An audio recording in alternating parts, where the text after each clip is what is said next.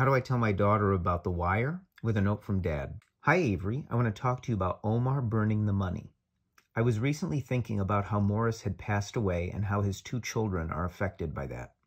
Morris's death was in part caused by his problems with addiction and hopelessness. When he died, I felt something change inside of me. I felt a desire to get revenge on addiction and hopelessness. Revenge is a strong feeling to get back at someone or something that has done you wrong. I want to get revenge on addiction and hopelessness for Morris's kids being left without a dad. I remembered a scene from a TV show called The Wire. In The Wire, a man named Marlo has his friends hurt and kill one of Omar's friends, an old blind man named Butchie. Butchie's suffering and dying brought out strong feelings of revenge in Omar.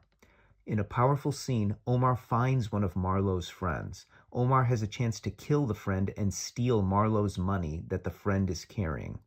Instead of stealing the money and killing the friend, Omar hurts the friend only enough so he doesn't escape. Instead of stealing the money, Omar burns all of it to prove he wants revenge for hurting Butchie. He doesn't care about the money.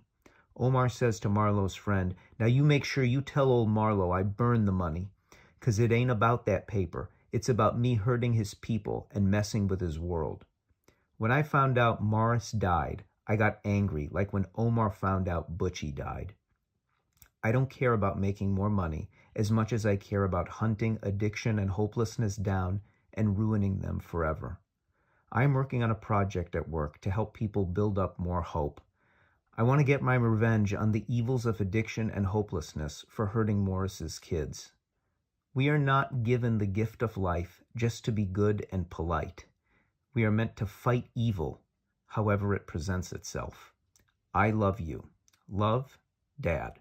So a family friend had died, and he left behind 2 kids. And what really made it sad was that in some ways, I think his death could have been prevented or delayed, but he had got caught up in some addictions and some hopelessness, and that kind of hastened his demise. And very sad situation. And for me, when I heard about it, it wasn't just sad. It was like this thing, this addiction, this hopelessness, it basically killed him. It bullied him and it killed him, and now his kids don't have a dad. And it made me angry, and I want to get my revenge in my own small way. So that's why I wanted to write that note to my daughter. Today's a 2-page note, and I'm going to read it to her before bed. And this is the feelings that came up in me. It was kind of anger. It wasn't just sad. It wasn't mourning. It's like, I want to do something about this.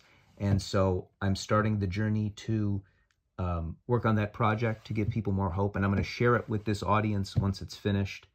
And I'm excited about that. I think it's good to take a tragedy and to try and make something good out of it. So I'm excited to bring you along. I'm excited to bring my daughter along on that journey. And that is today's note from Dad.